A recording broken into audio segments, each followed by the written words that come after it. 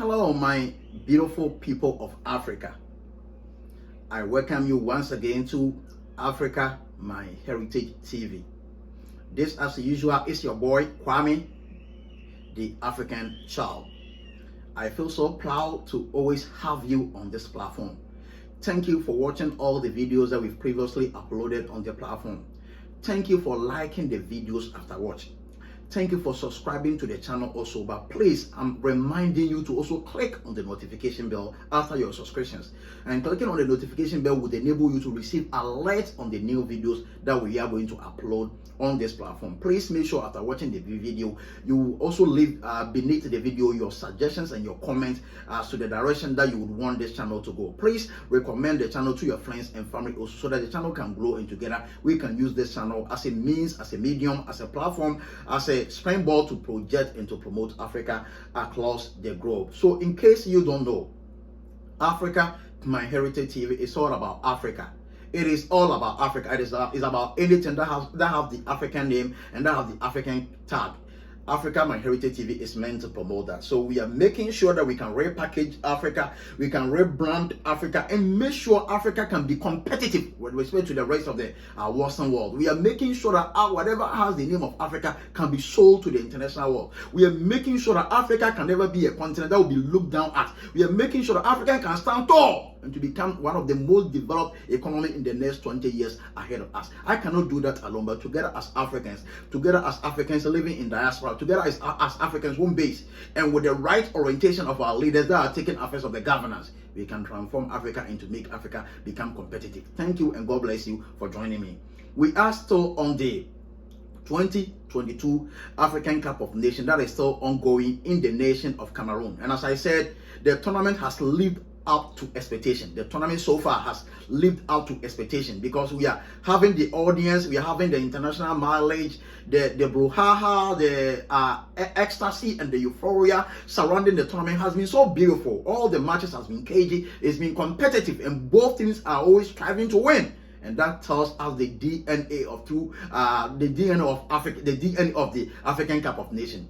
The African Cup of Nations is our pride, it is our heritage, and it doesn't matter wherever you may be watching me from across the globe. Make sure you follow the African Cup of Nations that is currently ongoing in Cameroon. Make sure you cheer up your home country. Make sure you support Africa so that after the tournament has come to a close, Africa in itself would emerge as a winner and would emerge as victorious. God bless you that you are going to do that. God bless you that you are going to cheer up this tournament. Let's look at the second match that was played in Group C. Let's look at the second match that was played in Group C. Interestingly, the second match in Group C was played against my own country, Ghana and Gabon. The second match in Group C was between Gabon and my own country, Ghana. I'm a Ghanaian, but mind you, I'm African first. So the match was played between Gabon and Ghana.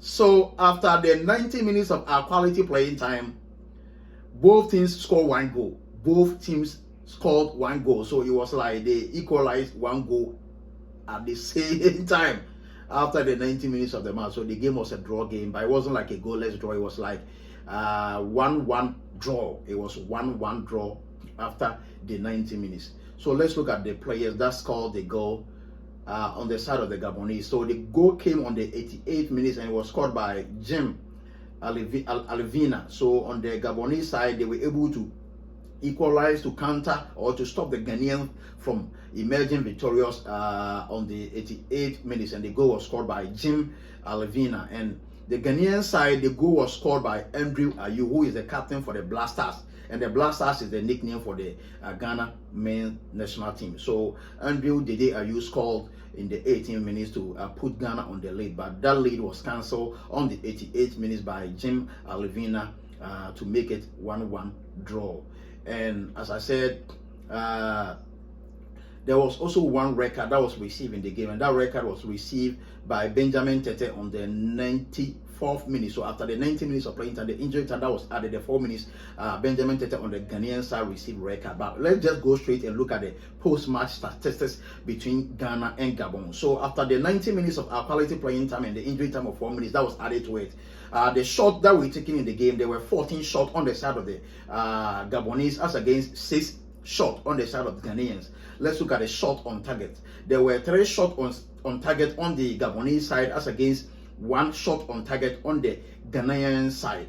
Let's look at the possession of the game. So the Gabonese had 47% of the possession as against 53% 53% of possession on the Ghanaian side. So looking at the possession of the game only, it shows clearly that the Ghanaians outplayed the Gabonese. But as I said, the most important thing in the game of football is for you to put the ball at the back of the net. So if you have all the possession and yet you were not able to score, it doesn't lead to anything. So even though Ghanaians were leading in the possession, the goal was still equal. The game was still draw. Both teams scored 1 goal. Let's look at the passes. So there were 320 passes on the side of the Gabonese as against 361 passes on the side of the Ghanaians. So let's look at pass accuracy.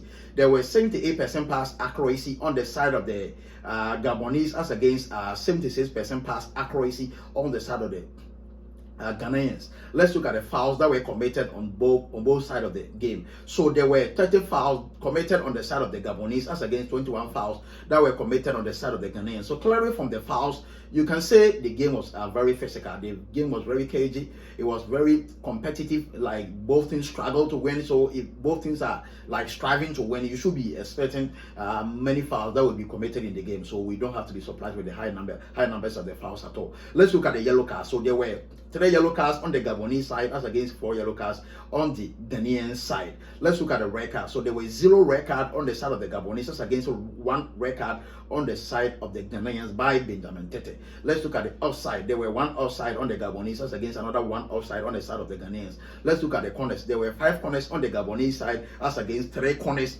on the side of the Ghanaians.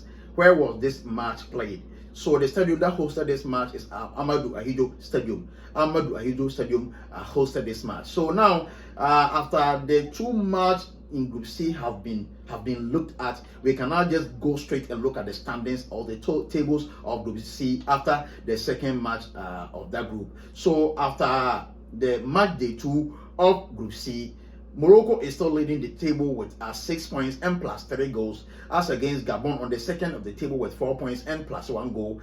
Ghana, my own country, is on the third of the table with 1 point and minus 1 goal, and Comoros has been the whipping boys of the group on the bottom of the table with 0 points and minus 3 goals. So my beautiful people of Africa, as I said, the 2022 ongoing African Cup of Nations in Cameroon has been competitive.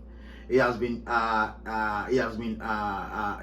met all the expectations of we as Africans, because mind you, this tournament is still ongoing. We still having the major European football competition that is also ongoing. So if you go to England, the English Premier League is still ongoing. If you go to France, the France League 1 is still ongoing. If you go to Italy, the Italian Serie A is still ongoing. The Spanish La Liga, the Bundesliga in Germany, they are all still ongoing. So looking at the European club competition that is ongoing at the same time, African Cup of Nations that is still ongoing in Cameroon, you can just imagine that. Then how is the African Cup of Nations going to manage the mileage? How are we going to attract audience to the game? But yet, despite all this competition that is currently ongoing at the same time, the African Cup of Nations has been able to catch the eyes of the international world. The audience are following the game, and the game has been discussed across the globe. It's been competitive, and it has met my expectation as a proud African. So together,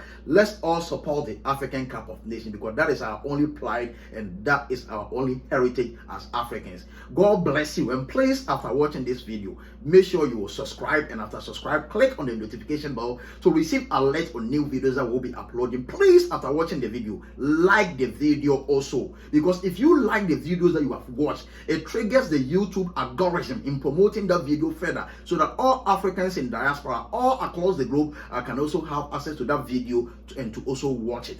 And please recommend the channel to your friends and family also. God bless you, and please stay safe until I will see you again tomorrow on the match review of the whole day. God bless you. Thank you.